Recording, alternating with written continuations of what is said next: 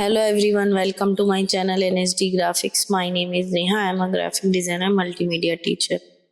आज मैं कराऊंगी आप लोगों को इरेजर टूल। इरेजर हमारे पास तीन टाइप की इरेजर होती है। एक है ये इरेजर टूल, एक है बैकग्राउंड इरेजर टूल और एक है मैजिक इरेजर टूल।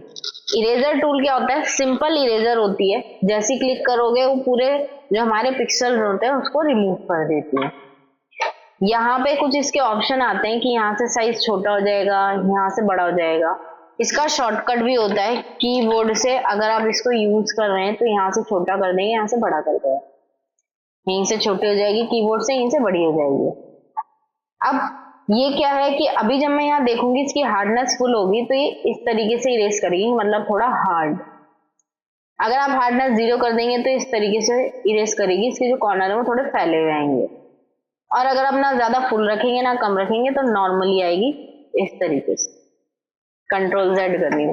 अगर आपने ओपेसिटी यहाँ देखेंगे, इसकी ओपेसिटी अगर 0 होगी इरेजर की तो चलेगी हल्की, बिल्कुल हल्की चलने लगेगी, जो 5% है। 1 करने पे दिखेगी ही नहीं। जितने परसेंट रखेंगे उतने परसेंट ही ऐसे इरेज कर पाएंगे। 100% रखेंगे तो 100% इरेज हो रही। ऐसी फ्लो होता है, अगर इसको 0 कर दिया तो नहीं चलेगी, जितने परसेंट करोगे उतने परसेंट चलेगी। फुल करते ही पूरी तरीके से हटा देगी। कंट्रोल Z करनी है यहाँ से। उसके अलावा यहाँ पे जब ये हमने कर लिया है, यहाँ से अगर हम ये लेते हैं वर्टिकल या लाइन वगैरह, तो अगर आप इसको इस तरीके से यहाँ से लेंगे, ओके। अब अगर मैं एक तरफ से इरेज करूंगी तो दूसरी तरफ से वो अपने आप इरेज हो जाएगी, मिरर में इरेज कर दिया। यही चीज यहाँ पे भी आ रही है। स्पाइरल, पैरेलल लाइंस, रेडियल, कितने साइड्स आपको चाहिए, आप इसको यहाँ से ऐसे बड़ा कर सकते हैं साइड से, इस तरीके से। ओके,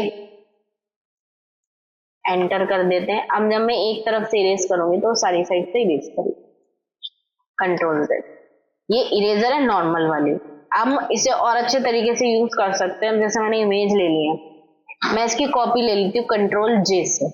कंट्रोल J से कॉपी लेने के बाद ये ध्यान रखिएगा, आइज ऑन है तो दिख रही है, आइज ऑफ होगी तो नहीं दिखेगी। ये कॉपी लेने के बाद हम इसे करेंगे इमेज में, एडजस्टमेंट में जाके ब्लैक एंड व्हाइट। दो तरीके के ब्लैक एंड व्हाइट होते हैं, ग्रे होते हैं। एक होता है ये ब्लैक एंड व्हाइट और ये होता है डिसैचुरेट, मतलब ग्रे स्केल में। डिफरेंस क्या है? अगर मैं ब्लैक एंड व्हाइट में जाती हूँ और यहाँ से इसे मैनेज कर सकती हूँ, इस तरीके से यहाँ से मैनेज हो जाएगा। टिंट पे क्लिक करेंगे तो इस तरीके से आने लगेगा। ये तो हो गया कि कलर में ब्लैक एंड व्हाइट कर रहा है, बट मुझे नेचुरल ग्रे स्केल चाहिए तो हम जाएंगे डिसैचुरेट में। शॉर्टकट होता है शिफ्ट कंट्रोल V।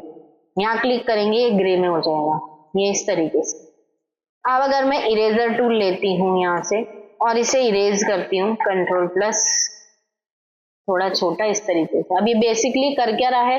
ये इरेज कर रहा है। अगर मैं यहाँ से हाइड करके दिखाऊं इसे तो नीचे वाली लेयर दिख रही है ये, इसलिए इस टाइप से दिखाई दे रहा है।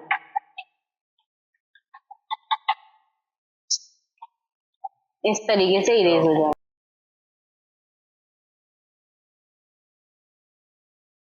कंट्रोल 0। अब हुआ क्या? ये इरेज हो गई। यहाँ से जो पार्ट रह गया है मैं उसको भी यहाँ से हटा देती हूँ।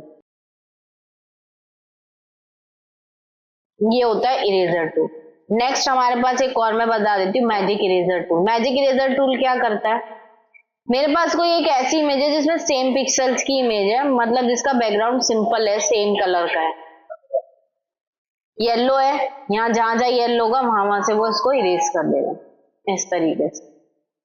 तो इरेजर, मैजिक इरेजर यही होता है कि जहां सेम कलर होता है वहां से वो उसको रिमूव करता चला जाता है, करता चला जाता है।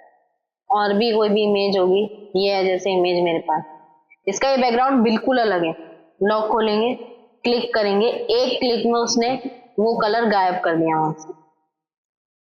यही होती है मैजिक इरेजर। दूसरी एक इरेजर और आ रही है मेरे पास, एक तो नॉर्मल थी, ये मैजिक थी। बैकग्राउंड इरेजर थोड़ा आपको ध्यान से समझनी पड़ेगी। ये कुछ अलग तरीके के बैकग्राउंड्स के लिए यूज होती है। जैसे कि ये इमेज है,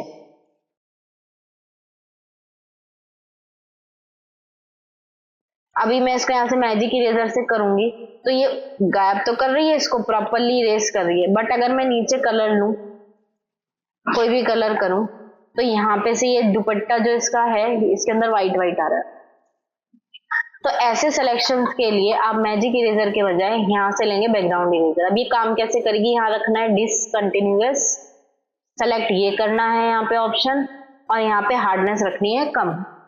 जो पार्ट आप रिमूव नहीं करना चाहते हैं, जो पार्ट आप हटाना नहीं चाहते, उस पार्ट को आपको ऑल्ट के साथ क्लिक करना है। कीबोर्ड में बटन आता है ऑल्ट, प्रेस करना है। जो पार्ट नहीं हटाना उस पर नॉर्मल लेफ्ट क्लिक करना है ऑल्ट के साथ, और इसको चलाना है बस। अब आप देखेंगे कि पीछे पीएनजी दिखाई देने लग गया है, यानी कि ये उस जगह को यहाँ से हटा दिया। सेम यहाँ से पूरा हटाने लग गया, तो दोबारा इसे पिक करिए और दोबारा चलाना शुरू करिए।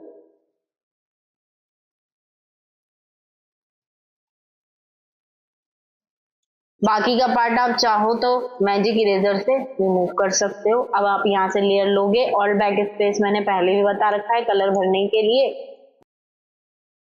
उसके अंदर पिंक पिंक हो गया, इसके अंदर अब लाइट कलर ही करना। हेयर्स के लिए भी होती है वैसे जो हेयर्स हैं वो क्विक सिलेक्शन टूल से ज्यादा अच्छे से आते हैं।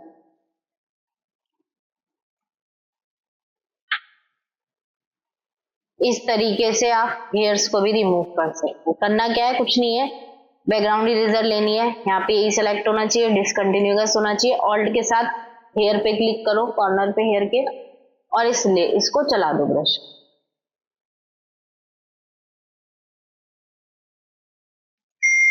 बाकी का आप मैजिक इरेजर से या किसी और इरेजर से इरेज कर सकते हैं। कटिंग हो जाएगी बालों की, नीचे कोई भी कलर कर लो आप। इस तरीके से हेयर भी आ जाएंगे। पहले क्विक सिलेक्शन टूल से भी बताया था। यही डिफरेंस होना है तीनों हमारी इरेजर के अंदर।